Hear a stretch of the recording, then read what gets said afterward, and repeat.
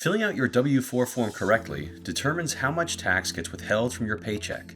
Let's walk through each step so you can withhold the proper amount, not too much and not too little. Step 1 is simple. Just enter your personal information and filing status. This helps set the foundation for your tax withholding. Step 2 is for people with multiple jobs or if you're married and both spouses work.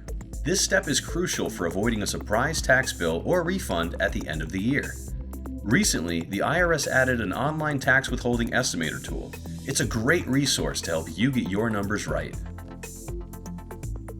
Step 3 is where you claim dependents. The more dependents you claim, the less taxes withheld from your paycheck. Make sure to follow this year's new instructions and put a dollar amount instead of a number of dependents. $2,000 for each dependent under 17 and $500 for anyone else. Step 4 is where you can make additional adjustments. You can enter other sources of income, add deductions beyond the standard deduction, or request extra withholding.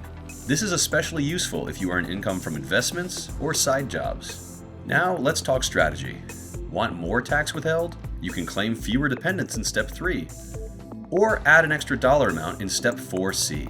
Want less tax withheld to boost your take-home pay? Claim more dependents in Step 3, or leave Step 4C blank. The W-4 gives you multiple levers to fine-tune your tax situation. Step 3 for dependents, Step 4A for other income, Step 4B for deductions, and Step 4C for extra withholding. The key takeaway? Use the IRS estimator and adjust your W-4 as your income or family situation changes. It's a simple step that helps you withhold the amount you owe, avoid surprises when you prepare your income tax return, and eliminate the stress of having to pay extra money when you file your taxes.